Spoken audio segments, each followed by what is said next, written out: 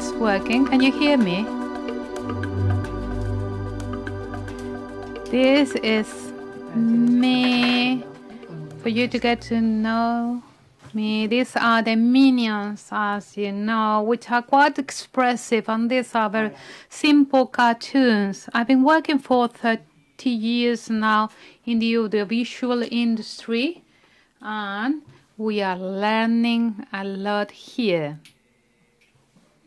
I wanted to tell you about a little bit, in a very relaxed way, about audiovisual applications and functionalities for education and cultural dissemination. I'm going to leave a link for a PDF, a link to some videos that we have already made before. I'm going to try to be quite brief, and I would like to be very light because, you know, after lunch is not a very good time to make a presentation. We prepared the video for the candidacy of the Court of Valencia to the UNESCO Heritage Immaterial Awards, and then we also work in Cádiz for some years now. And it was a very nice project and made in Valencia. And I would like also to tell you that even though the example I'm going to offer to you today, it doesn't belong, it's not from a museum, it could be used for a museum. It talks about heritage. The thing about this is that we have to inform people, and if this is done in a light and nice way, it is better. And I would like to tell you as well that audiovisual production, it takes time, it takes money, and it takes many resources. So we can use our productions for many things, not for just one purpose. They are not going to just be in one screen, but it can be shared, and there are many, many ways to disseminate all of them. For the for the translation, tell me if I'm going too fast, because I love what I'm talking about. I am very passionate about it, so sometimes I will speak very fast. Good afternoon, everyone. We had lunch, so maybe some of us are feeling a bit sleepy, and I would like to tell you a little bit about audiovisual to disseminate heritage.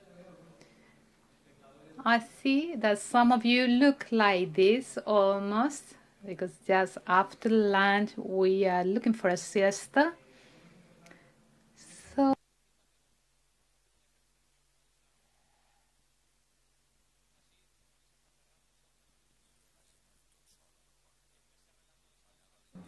because this is a story told in Valencian, and you can just listen to the audio.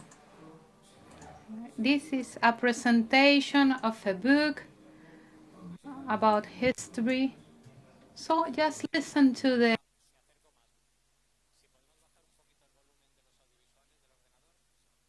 sound, not so loud.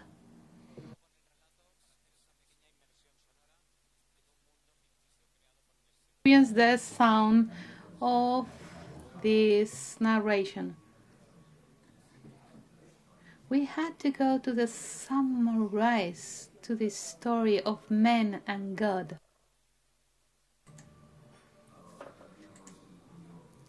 I was just an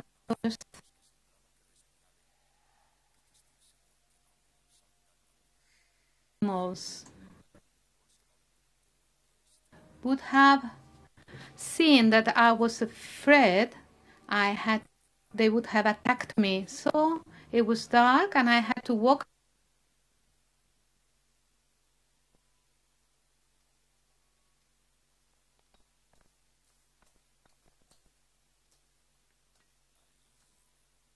There it was, the gates of heavens, the gate we should all go through to come from mortality into happiness and to be next to God. Painters, after many years working, were painting all the stones, creating those gates in front of the Ripoll monastery. There were many colors. Some days, Brother Pere would take us to the gates to see all the sculptures, all the golden, red, and black sculptures. Light would move through those gates, through the stone, and it transformed in something alive. Okay, sorry to stop here. This is just a brief story. I just wanted to tell you, if you close your eyes and you listen, maybe if you wouldn't understand what they were saying, you could immediately be in a different world, because the power of audiovisual transmission is very, very high. So with this, I just want to tell you that sound, music, images is very powerful when you want to tell a story. Even though we were not seeing anything, we were listening to the people working with stone. We were almost seeing that abbey, those heaven's gates. And with that, I just wanted to tell you that if we pay attention, we can convey almost any kind of message. Sight and your brain are trying to go beyond. Always they try to take all the information and to create the atmosphere and the environment and create a whole story, because there are no limits to your brains to associate and to learn. You have an image here. It is a very well-known image. We all look for two images. We all have both hemispheres of our brains. On the one hand, we see the young lady. On the other hand, we see the old crone. We have this one, which is a bit more elaborate. We can see an old man, and we can see a rider on a horse. So our brains always try to create associations and to create visual stories. We can see flowers, but we can also see the woman. So it depends on how we see this slide.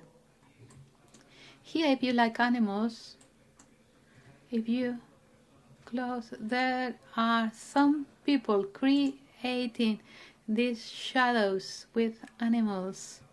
So all of these tell us about how powerful audiovisuals are.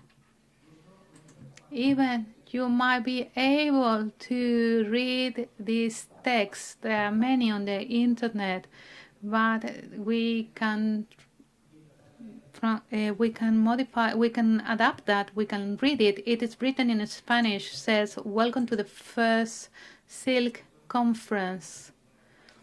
All of this, our brain that was like a supercomputer is able to tell us what it is written here. So with those exercises, we have been talking about how to feel and to see things through our senses with the help of our brains.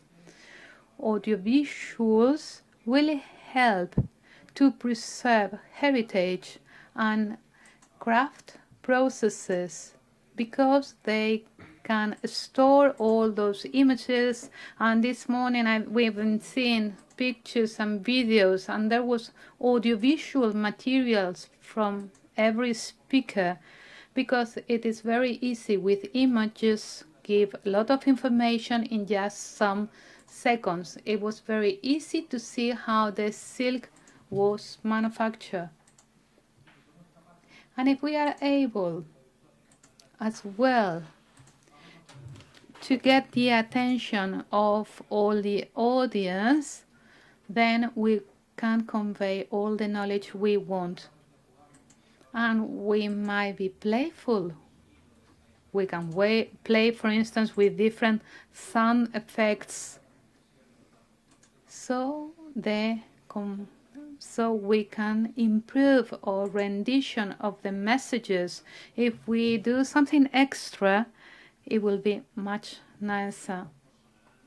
Here you have some concepts: audiovisuals, animation 2D, 3D, virtual reality.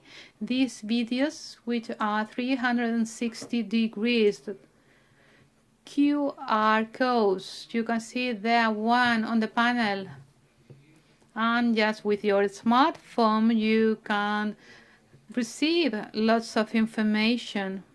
I can send you lots of information there. I can send you a video link or whatever. Those simple QR codes are a gate to the internet and to the interactive world. I can print them. I can have them on a panel on the wall. I can have them everywhere. Time lapse, for instance, I can work with many sequential pictures, and then I can show what has happened during years. And then all the aerial images, social networks and social media, we know them, and we all have one in our smartphones.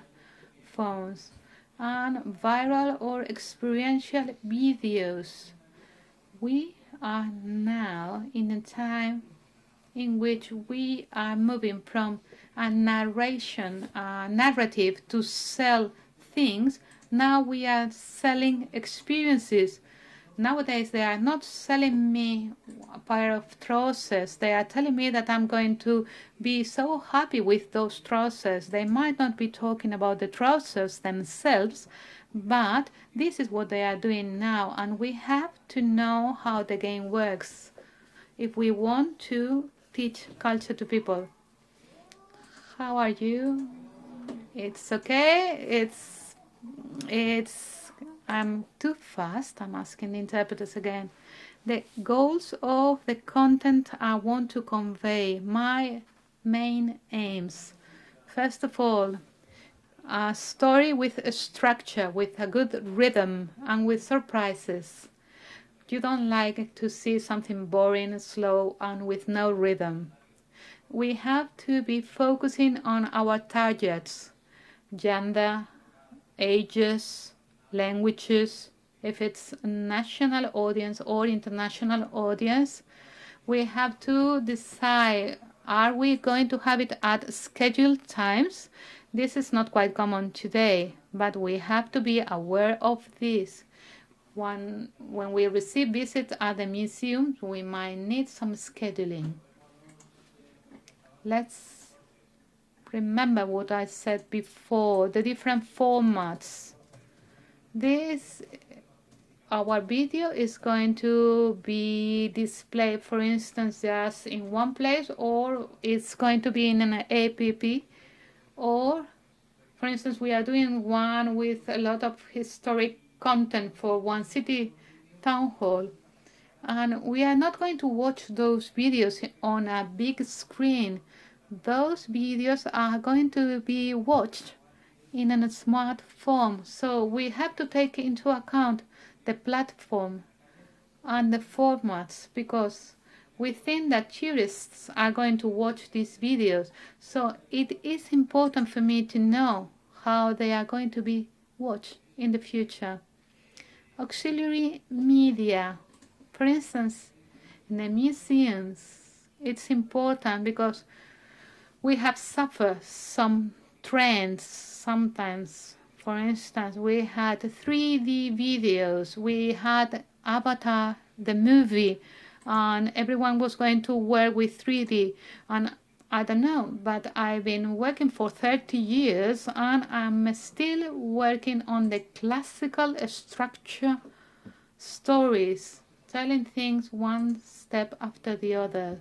So if we are going to implement any specific thing in our museum, for instance, a virtual reality or a 3D glasses, let's really analyze how it is going to be used and how people is going to enjoy it. For instance, if we only have one 3D glasses and we have a visit or a group of 10 people, not all of them are going to be able to see it. And we have to take into account if the audience are ready to watch our content, or we have to attract their attention. For instance, you might need a comfortable place for them to sit, and I could tell you some more information. We have to know if they are going to watch something while they are walking or they are sitting. We have to take all those elements into account. If we create some audiovisual content, let's take advantage of it. To create those productions, it takes resources, time, money, funding.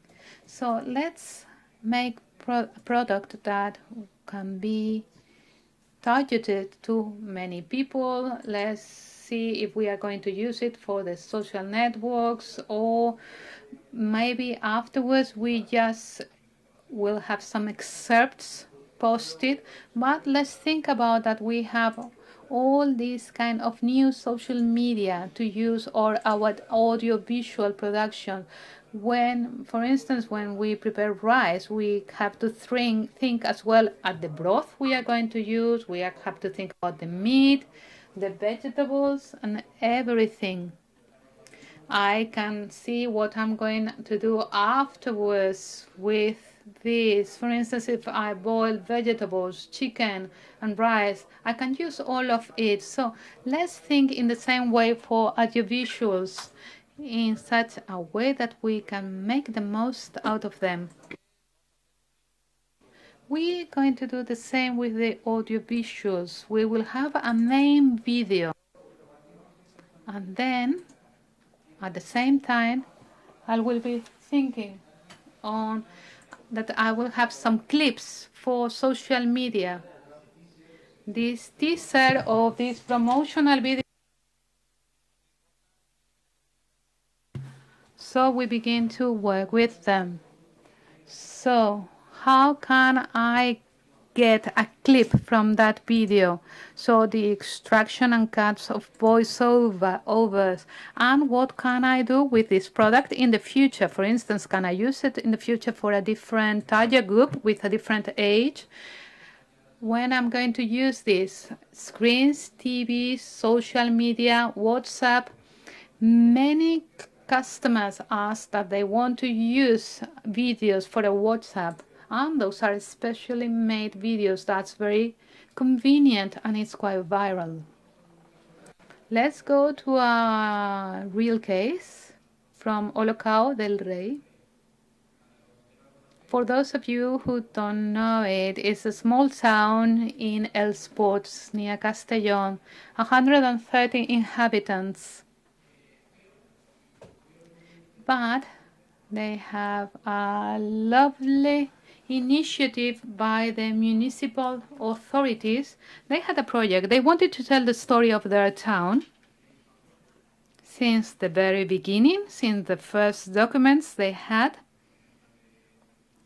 It was during the conquest, during the time of the king Jaume I. So they create a system for history, for tourists, and so on, based on QR. Why QR? You see this guy in the picture. He's going to watch a video right there through this QR code, and he's going to know what happened there 1, 2, or 7 centuries ago. So in this way, they have a way to complement the work of the tourist guides. And it's working all time, at all time, every day. This is the video for our Valencia land.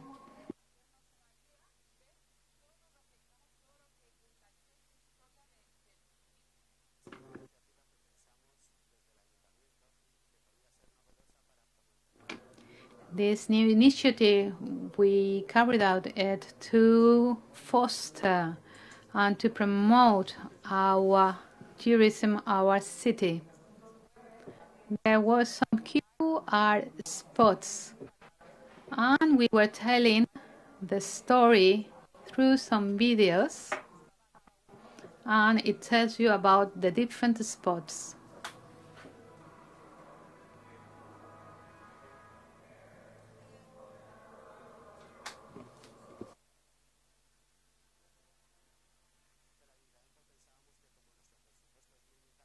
We thought that we had a very limited budget and we couldn't have guides during the whole day. So we wanted to have a system that would provide us with a service for the tourists when tourism informed centers are closed.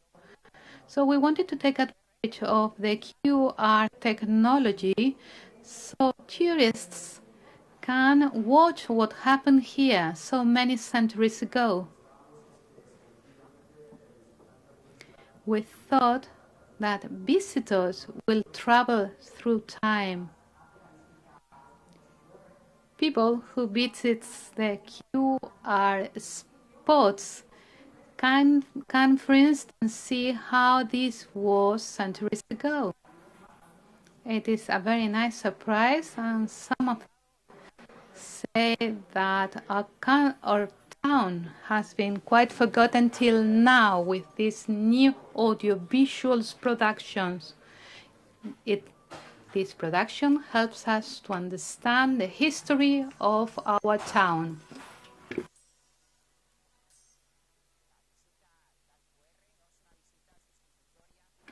QR visits are not a substitute for standard guided visits. It's something complementary. We can travel through time. We can see the events from the very beginning of our town.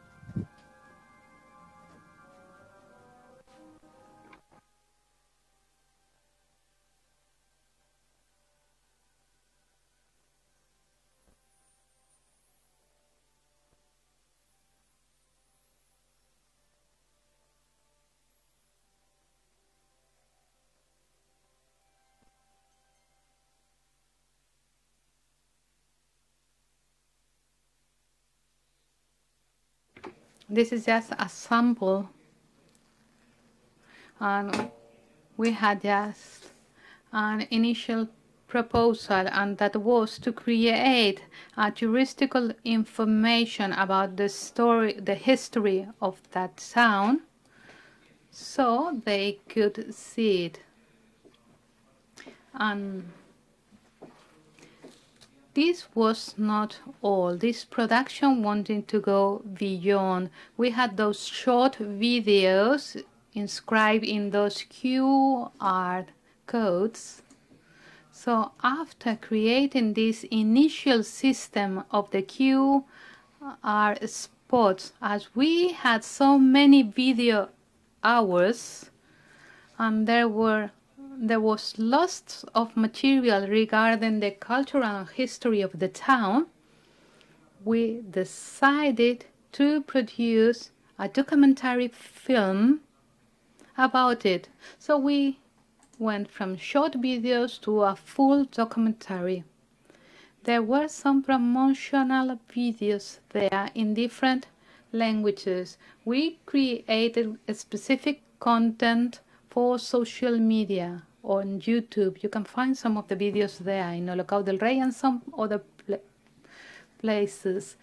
There were thousands of pictures for social media, for publishing, for panels, because we generated lots of materials that are going to be used in the future. So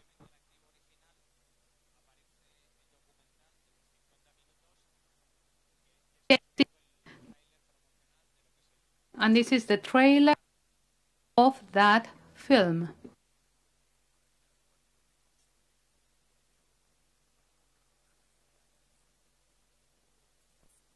It was around the year 1000, maybe before. My name is Olkaf.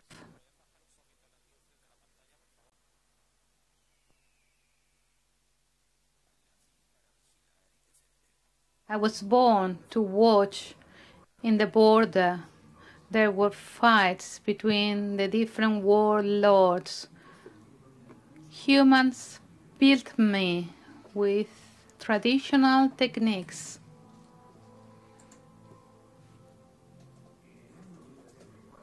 In the year 1084, the castle was armed and fought the Battle of Olocau. The armies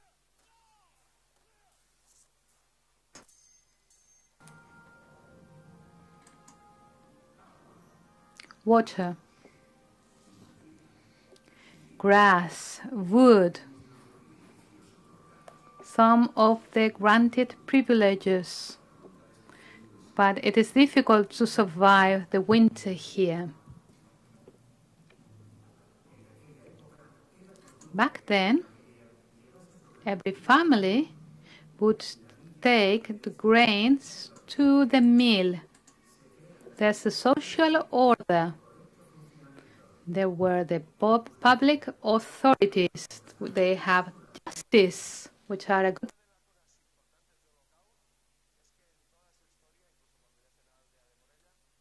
Even have municipal institutions.